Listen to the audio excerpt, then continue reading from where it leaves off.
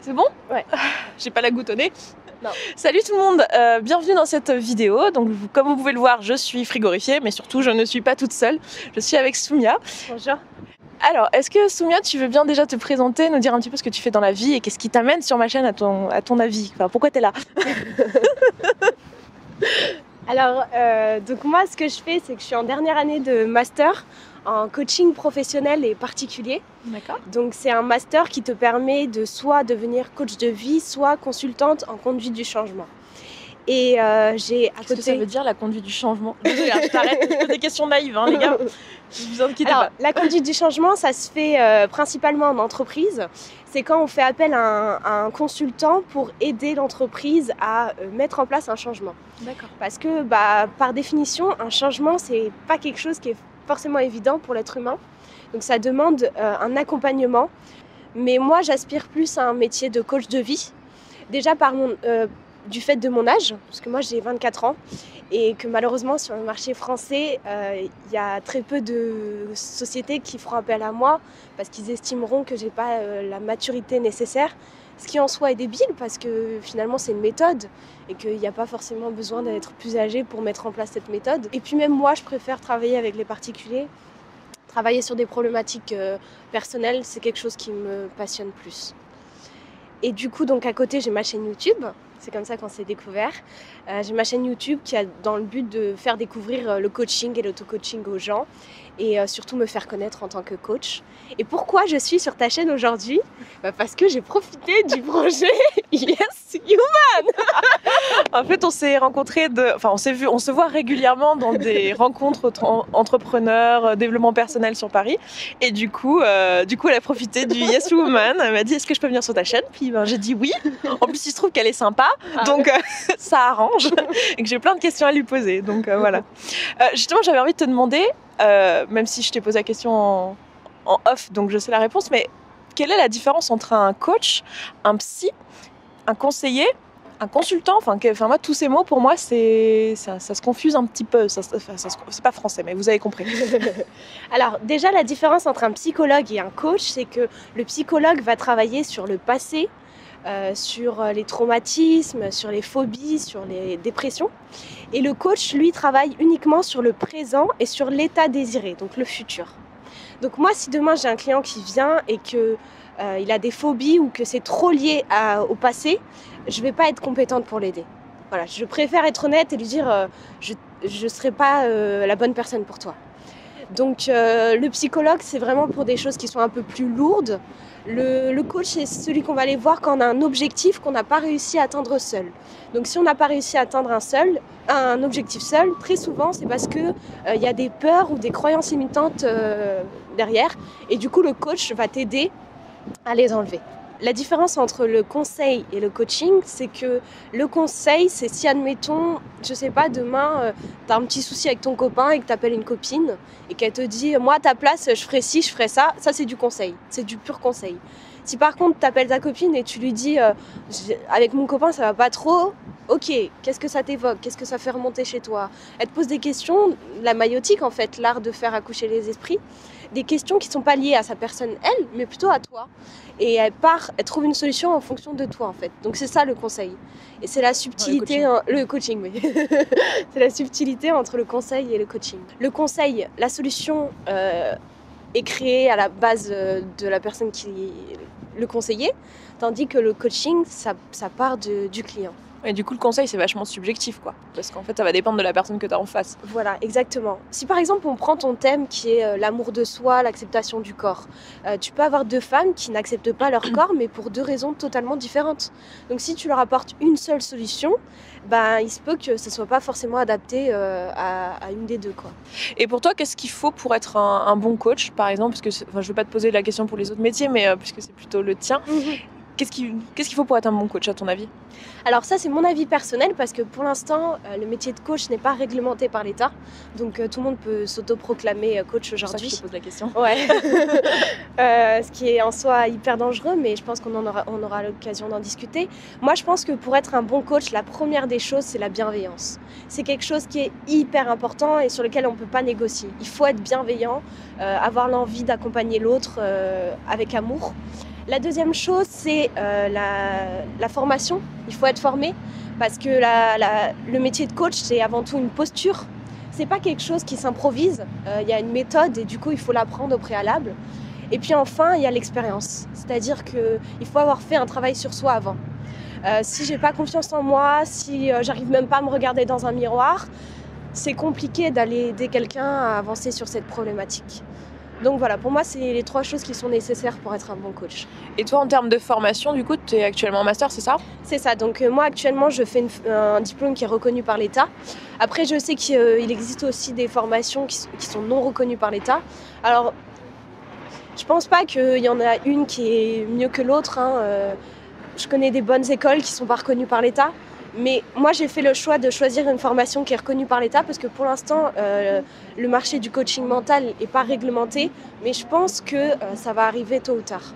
Il y a juste à voir le métier de psychologue. Alors, je ne sais pas si tu es au courant, mais il y a 31 ans, on pouvait s'autoproclamer psychologue, quoi. Il n'y avait pas de régulation par rapport au métier. Maintenant, ça nous paraîtrait complètement aberrant, quoi. Ouais. Tu trouves ça dangereux d'aller faire une thérapie avec quelqu'un qui n'a pas étudié pour devenir psychologue. Et c'est ce qui se passe aujourd'hui dans le métier du coaching mental. Et c'est vrai que moi, malheureusement, des fois, j'ai entendu des cas, c'est choquant, quoi. Mais du coup, justement, avec les réseaux sociaux et le fait qu'il y ait beaucoup de gens qui soient connus en fait sur Internet, il y a beaucoup de gens qui se sont autoproclamés coach. Alors, c'est vrai qu'au départ, il n'y avait pas du tout de réglementation qui existe, même s'il n'y en a toujours pas, mais au moins maintenant, il y a des formations qui sont reconnues par l'État, mais pendant une période, c'était même pas le cas. Ouais. Du coup, comment faire, nous, quand on est, par exemple, pour mes abonnés là, qui te regardent, admettons, ils ont besoin d'un coach, qu'est-ce que tu leur conseilles de faire pour trouver un bon coach? Pour moi, la première des choses, c'est essayer de parler avec le coach et essayer de lui poser des questions pertinentes. Alors, des questions pertinentes, pour moi, c'est de essayer de savoir qu'est-ce qui a fait qu'il se sent légitime à être coach. Donc, c'est à lui de te justifier comment est-ce qu'il peut t'accompagner mentalement. Et tu verras très clairement si c'est entre guillemets quelqu'un de sérieux ou non. C'est-à-dire que moi, par exemple, aujourd'hui, j'irai pas voir quelqu'un qui me parle de ses croyances religieuses. Tu vois, dans le développement personnel, tu vas aller les voir, ils vont commencer à te parler d'énergie, de choses qui sont assez subjectives, tu vois, en soi. Moi, en tant que coach, je vais pas parler de mes croyances, tu vois. Je vais pas parler de spiritualité.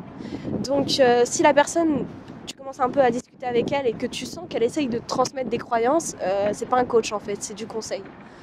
Ensuite, tu peux aussi voir par rapport à son expérience au bouche à oreille. Le coaching, ça fonctionne pas mal par le bouche à oreille principalement. Si tu as entendu parler en bien de cette personne, si tu sais que tel client a eu tel résultat après l'avoir vu, voilà, c'est un gage de qualité sur lequel tu peux t'appuyer. Après, malheureusement, il n'y a pas vraiment de recette miracle. Il y a aussi le feeling. Ouais. Parce que la relation de coach à coaché, c'est une relation qui est très particulière. C'est un peu comme les psys, quoi. Des fois, il faut en avoir plusieurs pour trouver la bonne personne, en fait. C'est un métier humain, quoi. C'est exactement ça. Donc, si tu sens que tu sens dès le début que tu n'arrives pas à partager, à t'ouvrir, cherche pas. C'est pas la bonne personne pour toi. Du coup, là, on a parlé du fait de se former, du fait d'avoir eu l'expérience, etc. Mais on parle souvent de la légitimité comme si c'était quelque chose en fait qui finalement n'a pas grand chose à voir avec les formations. Il y a des gens qui peuvent être légitimes sans avoir fait de formation. Du coup, comment tu définirais ça, toi? Comment tu définirais qu'une personne est légitime à faire un métier, donc typiquement le métier de coach? Alors, j'ai un exemple qui me vient. C'est plutôt le contraire de la légitimité. Pour l'illustrer, moi, des fois, sur le marché du développement personnel et du conseil, je vois des choses, mais je trouve ça choquant en fait. Et ça m'étonne que ça existe, c'est-à-dire que par exemple, ça m'arrive de tomber sur des propositions, des offres commerciales de mecs qui te vendent des formations comment devenir riche. Et en fait, la personne elle-même n'est pas riche, quoi. Elle n'a même pas les moyens de se payer la salle pour le lieu de la formation. Et je sais pas, moi je trouve ça hyper choquant. Enfin, comment tu peux vendre une solution de quelque chose que tu n'as même pas vécu dans ta vie, quoi. C'est comme ces chaînes YouTube qui ont par exemple 300 abonnés et qui font des vidéos comment avoir 1000 abonnés sur sa chaîne, comment se faire connaître sur YouTube. Mais en fait, je n'aime pas, mais... Oui, non, c'est drôle, ouais. C'est vrai, je suis assez d'accord. Mais du coup, tout à l'heure, tu disais, c'est hyper vaste le développement personnel, les gens ne savent pas forcément ce que ça veut dire. Comment tu définirais, toi, le développement personnel? Enfin, pour toi, c'est quoi? Pour moi, c'est un marché. C'est comme le marché du bien-être. Le marché du bien-être, c'est aussi vaste, c'est-à-dire qu'il peut y avoir le sport, il peut y avoir la nutrition, il peut y avoir la méditation. C'est un marché, donc j'essaye un maximum parce que j'avoue que j'ai pris la mauvaise habitude de dire développement personnel, mais je me rends bien compte que pour être plus spécifique, ce qu'il faut, c'est arrêter de dire développement personnel et être plus spécifique et par exemple dire coaching mental, méditation, confiance en soi, voilà. Ouais. Mais pour moi, c'est un marché en fait. Je sais pas comment toi tu le vois. Alors, moi, je le vois pas en termes de marché, mais je suis pas marketeuse à la base. Enfin, j'ai pas du tout de formation, moi, dans le marketing et tout. C'est vrai que je l'ai pas pensé comme ça. Pour moi, le développement personnel, c'est ce qu'on fait tous, en fait. C'est-à-dire apprendre à être une meilleure version de soi-même avec le temps. Donc, en fait, on le fait malgré nous, même si on n'essaye pas. On prend de l'expérience dans notre vie et du coup, la personne qu'on est à 60 ans est pas la même que la personne qu'on est à 20 ans et elle est plus épanouie en général parce qu'elle a vécu des choses, elle sait des choses, etc. Et du coup, pour moi, le développement personnel, c'est ça, c'est cette démarche-là.